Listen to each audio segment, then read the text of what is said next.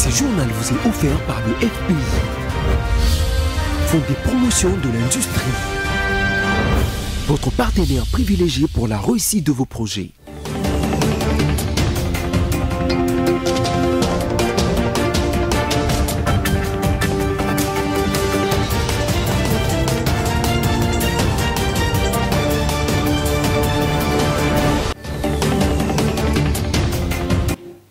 Premier jour de la semaine, bienvenue à ce nouveau numéro du journal sur BSC TV. En voici le sommaire.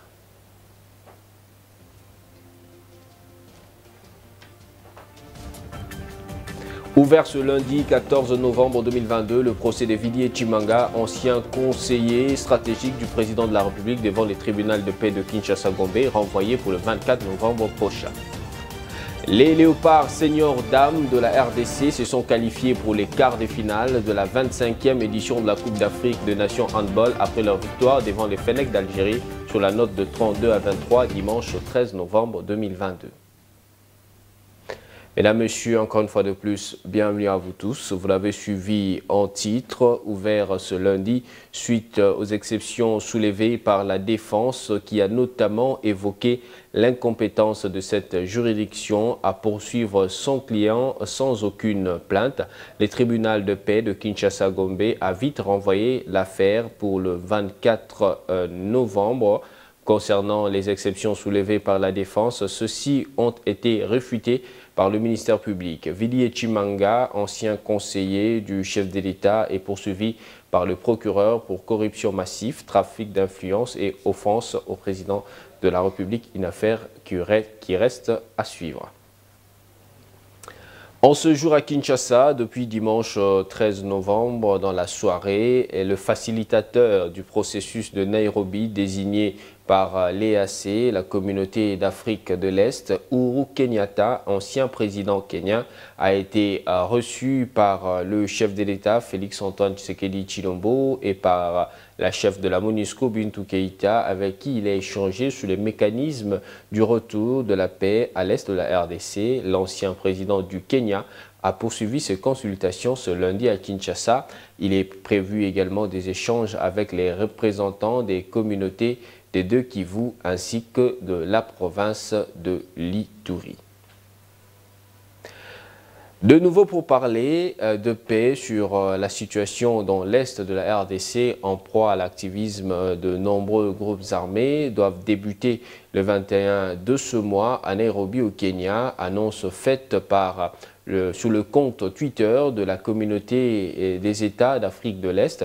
Cette prochaine session du dialogue de paix s'effectuera entre le gouvernement congolais et le groupe armé ayant déposé les armes. Cette annonce de pourparlers intervient alors que de nouveaux combats opposaient dimanche dernier l'armée congolaise aux rebelles du M23 dans les territoires de Rutshuru.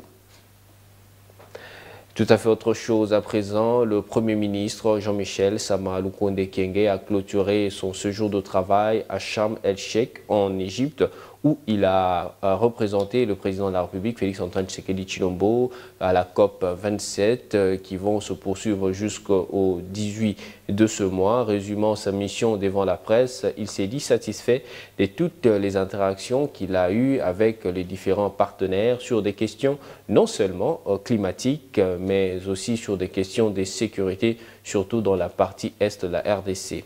Laetitia Mvemba nous en dit plus.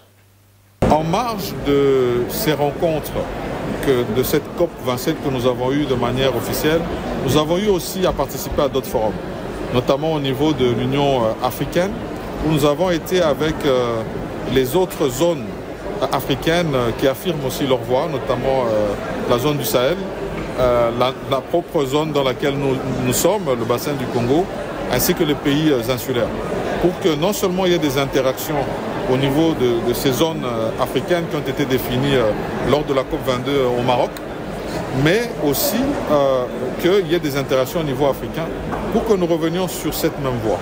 Donc nous avons soutenu cette initiative qui a été organisée par le président en exercice de l'Union africaine, qui est le président Macky Sall, et nous avons dit que nous adhérons à cet appel qui a été fait au niveau africain. Nous avons aussi participé à un panel organisé par les Royaumes-Unis sous la houlette du nouveau président des Royaumes-Unis, justement, M. Rishi Sunak, où là aussi nous avons non seulement demandé qu'il y ait cette coopération gagnant-gagnant, mais aussi qu'il y ait une solidarité au niveau planétaire sur une question qui désormais nous concerne tous, la préservation de notre écosystème.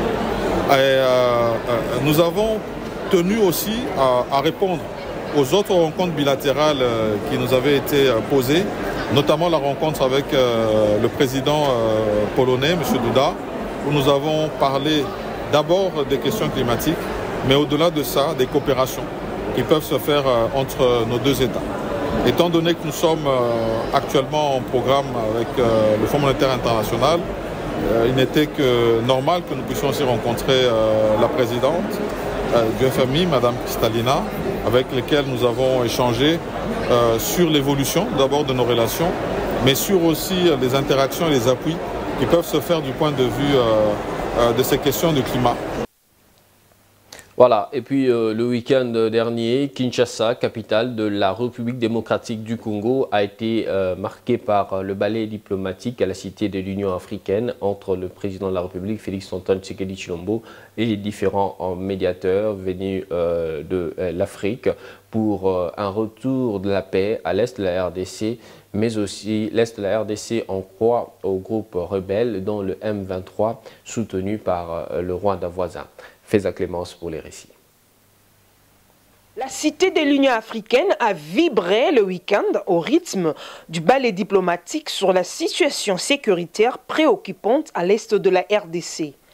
Le retour de la paix au Nord Kivu était au centre des échanges entre le président Félix Tshisekedi avec ses invités, entre autres le président d'Angola et président en exercice de la CRGL, Joao Lourenço, le président de la Guinée-Bissau et président en exercice de la CEDEAO, Umaro Embalo Sissoko, ainsi que l'ancien président du Kenya et médiateur de l'EAC, Uhuru Kenyatta. Cette visite s'inscrit dans le cadre du suivi de la montée des actions en rapport avec le processus du Nairobi et de Luanda. Le premier à arriver sur le sol congolais, c'est le président Joao Lourenço d'Angola, qui a insisté lors du tête-à-tête avec son homologue Félix Tshisekedi sur le maintien de dialogue entre Kinshasa et Kigali, mais aussi sur le déploiement du mécanisme de vérification abordé à Goma en RDC.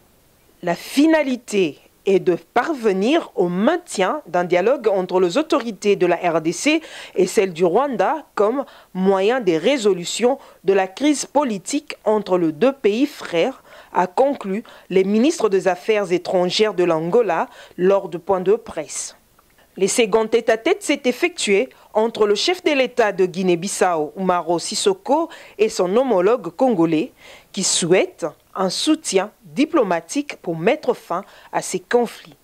Dans la soirée, Félix Tshisekedi a rencontré les médiateurs de l'EAC, Uhuru Kenyatta, qui a appelé les Congolais à l'unité, rappelant son indignation face aux attaques de groupes armés occasionnant la mort innocente de plusieurs Congolais dans la partie est de la RDC.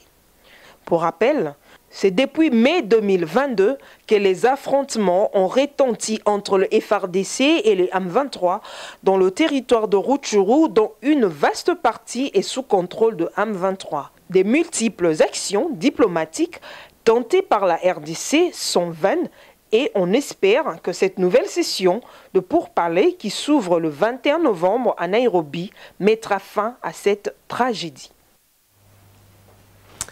Dans le reste de l'actualité, une délégation de quelques cadres du Parti du Peuple pour la Reconstruction et la Démocratie, PPRD, séjourne à Kolwezi pour la redynamisation et la restructuration des organes des bases de ce parti politique cher à Joseph Kabila Kabange, ancien président de la République, mais aussi en vue de préparer les élections de 2023. Encore une fois de plus, Faiza Clémence. Une foule immense venue de tout Kolwezi pour répondre à l'appel. La salle Marguerite a été envahie par les membres du PPRD avec les drapeaux qui flottent de partout. Les chants et pas des danses exécutés à l'honneur de la délégation nationale pour témoigner leur soutien à Joseph Kabila, président national du PPRD. Sous la direction de l'honorable Fofo Konzi, la délégation de cadres et membres du bureau politique composée du sénateur Laurent Mazanguissa, du secrétaire national Jean-Serge Tiben Zakwissa et de Marie-Claire Tchombe, séjourne à Kolwezi dans le Haut-Katanga avec comme mission l'installation du comité exécutif provincial et urbain dans le cadre de la redynamisation des structures de base du parti dans la province de Lualaba et dans le Haut-Katanga. Fanny Kaj est la nouvelle secrétaire exécutive du PPRD Ville des Kolwezi. Fofo Konzi a rappelé à tout un chacun les notions de discipline du parti, la loyauté, la fidélité aux idéaux du parti cher au sénateur Joseph Kabila.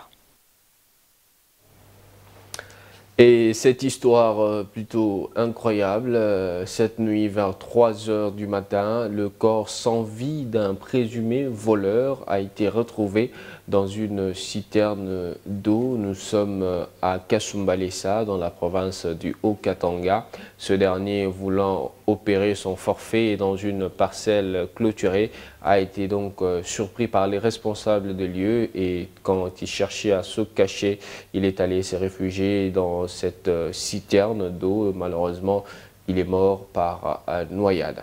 Voilà.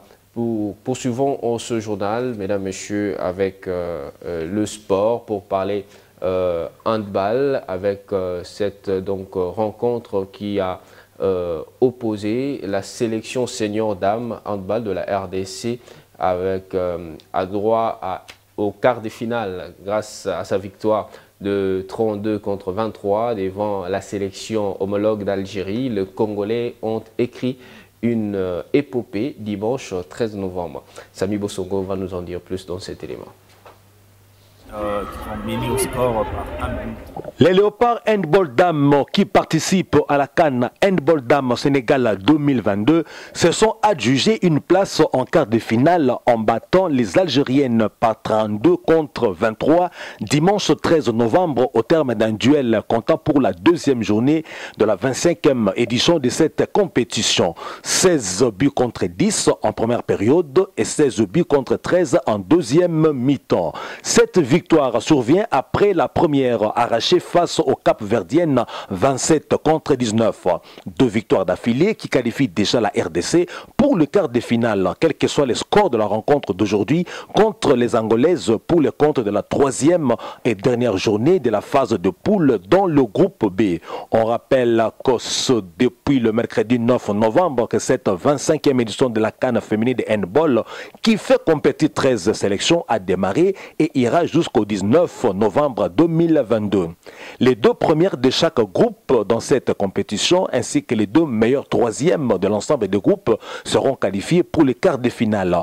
En cas de qualification pour les demi-finales, les Congolaises vont valider leur ticket pour la Coupe du Monde de la spécialité prévue du 30 novembre au 17 décembre 2023 dans 3 pays, à savoir le Norvège, le Danemark et la Suède. Toujours en sport, cette fois-ci l'on change de discipline. Les Marocaines de l'AS FAR ont été sacrées championnes de la Ligue 2 champions de la CAF après leur large victoire 4-0 devant les Africaines de Mamelodi Sundowns au stade Prince Moulay Abdallah de Rabat. Samy Bosongo encore une fois de plus. En apothéose vécue au Maroc après le sacre de l'AS FAR aux dépens des Mamelodi Sundowns de l'Afrique du Sud, battu 0 but contre 4 lors de la finale de la 2e édition de la Ligue des champions de la CAF au complexe sportif Prince Moulay Abdallah de Rabat. Les 4 goals marocains ont été scorés respectivement par Fatima Tagnaout sur penalty à la 15e minute et Ibtissam Jraïdi qui a inscrit un triplé au 53e 83e, 87e ainsi qu'à la première minute du temps additionnel. Il faut noter que les Sud-Africaines des Mamelodi Sundowns ont durant toute la rencontre buté contre le bloc défensif de l'AS FAR bien en place.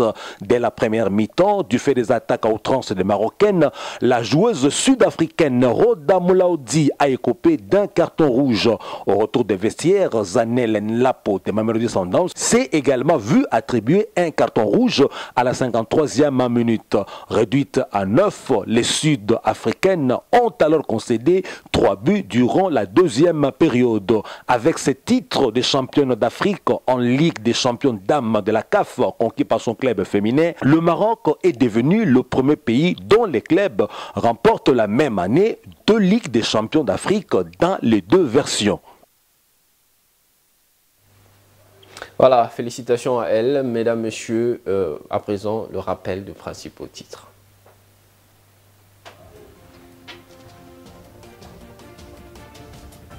Ouvert ce lundi 14 novembre, le procès Vidi Chimanga, ancien conseiller stratégique du chef de l'État devant le tribunal de paix de Kinshasa-Gombe, a été renvoyé au 24 novembre prochain. Les Léopards seniors dames de la RDC se sont qualifiés pour le quart des finales de la 25e édition de la Coupe d'Afrique des Nations Handball après leur victoire devant le Fennec d'Algérie sous la note de 32 à 23 dimanche 13 novembre 2022. C'est par ici que s'achève ce journal sur BCTV. Merci de l'avoir suivi. Restez fidèles à nos programmes. On se retrouve la fois prochaine, toujours avec le même plaisir. D'ici là, portez-vous bien. Au revoir.